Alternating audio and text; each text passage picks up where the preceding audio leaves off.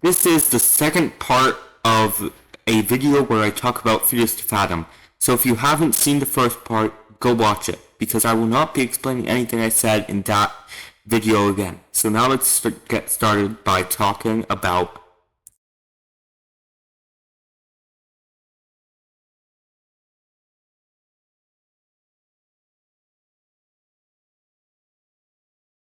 Ironbark Lookout. In Ironbark Lookout, you play as a 24-year-old Jack Nelson, who is hired as a fire lookout in Ironbark State Park. The game starts with you driving to a diner, and if you look closely, you can see a weird man with a black cloak sitting at one of the tables in the diner. And after you're done eating, he's gone. You enter your RV and realize that the bathroom's door is locked. It's believed that the strange man broke in and is now in the bathroom. You head to Ironbark State Park and are assigned to Tower 11. You check your computer, which once again has games and random videos. The game in this one is better than the ones in episode 3 or 5, and a Jacksepticeye cameo. This is also the first game in the series where you are not completely alone, because right after this you talk to Connor over the radio, who is the fire lookout in Tower 12. Then you go to sleep. Suddenly you awake and hear that the radio is still on. You head outside and realize that the best part of the series is back. The pissing minigame. Oh, and also you see someone walking around the tower. The next day, after you look at the wonderful Ironbark Park, which looks really great in this game, Connor tells you to check a legal campfire. You head there, but there aren't any campers. You extinguish the fire and hear some weird whistling and a scream. After that, you head back and inform Connor of what happened. He tells you rumors of a monster and multiple disappearances. And then he says that it was probably just an epic prank. After which, we head to bed. Suddenly, we wake up once again and see a strange figure outside our window. We stay inside until it isn't there anymore and find an animal skull in front of our door. We tell Connor about it, but once again, he just says it's an epic prank. We head back to bed, pretty paranoid, and then the next day we see a flare being shot into the sky. We try to help a hiker, but then he says that he can hear us whistling and see us behind a tree. Before we can answer, we hear a knock at the door, and the radio connection cuts. We open the door to see Billy, the park ranger we met at the park's entrance, and we tell him about the weird things that have been happening. And he tells us to take a picture next time. After he goes away, we head down the stairs to get some more wood, but we are interrupted by the man from the diner. But Jack doesn't notice that it's him. He tells us that he is apparently a maintenance worker for the radio tower, which is close by. We tell Connor about him, but Connor says that the radio tower hasn't been used for years. A few days go by, one of which we play, but nothing really happens for a week.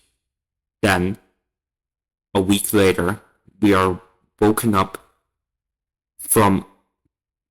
by Connor, who tells us that there is smoke coming from the forest. We look outside and see some sort of ritual. We take a picture, but forget to turn off the flash. One of the cult members starts chasing us and runs up the tower. We hide under the bed, and once he doesn't see us, we run so long, all the way back to the RV. That was Ironbark's Lookout. I really like this one.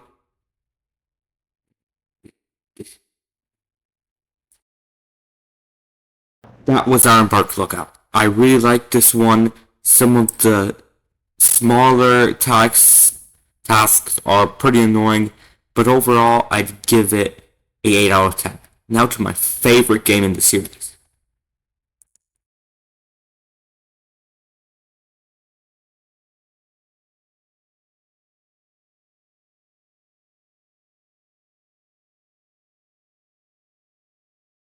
Woodbury Getaway. In Woodbury Getaway, you play as Sydney Harper, or as I called her while playing, Sydney Prescott, who decides to go on a weekend getaway with two of her friends. The game starts with you at work. You book the cabin or play a random alien game for 10 minutes. 2 days later, you meet one of your friends who's pretty awkward and weird, and start driving to the cabin. Halfway through the drive, you stop at a pizza place, where a hitchhiker wants you to bring him with you. You tell him you can't because the truck you're in only has 2 seats, and he says bad things happen to bad people. Then you eat pizza and watch the Queso cameo, and head to Woodbury. Once you arrive, you place the groceries in the kitchen and then go upstairs, where you find a man who says he's the owner of the cabin and shows them around the cabin. Once he leaves, you do a few things with Mike, your friend, like playing hide and seek, going fishing, which is very fun, and using a Ouija board. You eventually find Rick again and make him leave. Sydney and Mike agree that he is weird but probably harmless. Later on, Mike comes into your room and brings up a moment where you were more than just friends.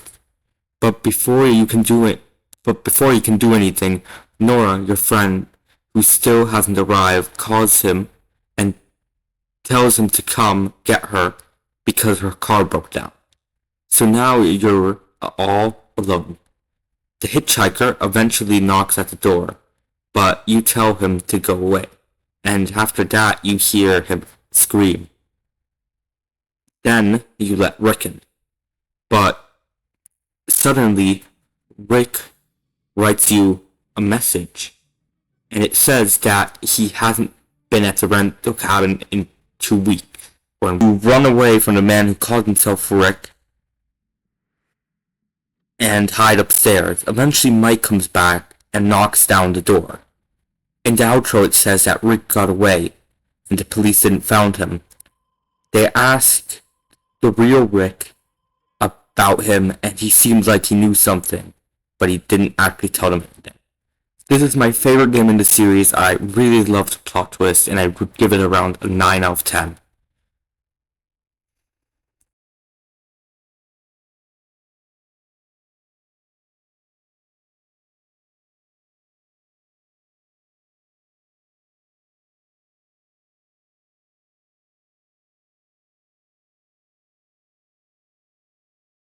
So now we're going to talk about some fierce Phantom fakes. The first one is Terrors to Unveil Intrusion, which is basically the first episode with some added stuff from the later ones, and it's a lot longer, but also worse.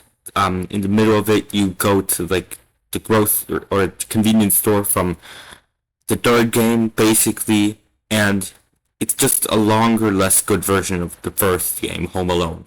So I'd give it around a 5 out of 10.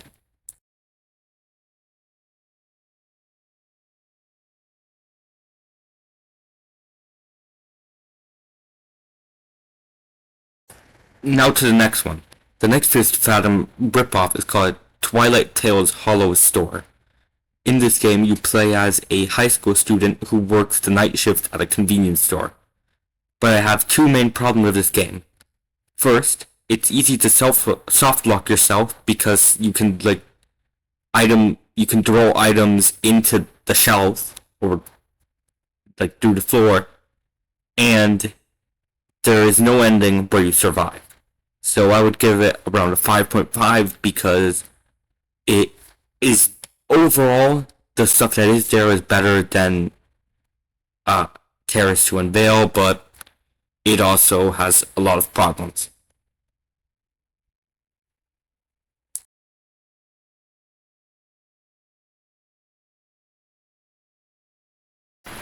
This is where I would put each of the games on a tier list, and now on to my thoughts on Scratch Creek.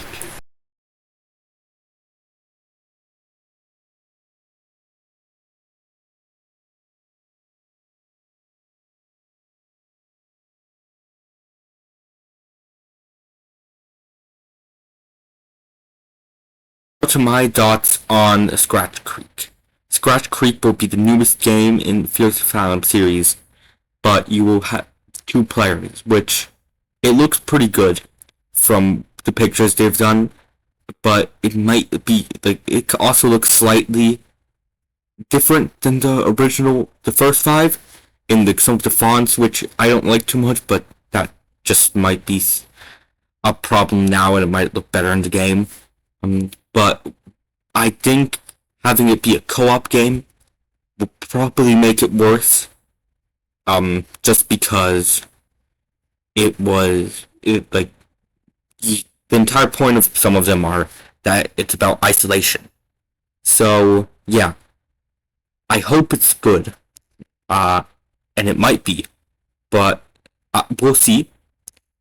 And I'm sure that it's not going to be bad, but I don't think it will be better than Woodbird Getaway. So that was it for this part. Like and subscribe for more. Bye.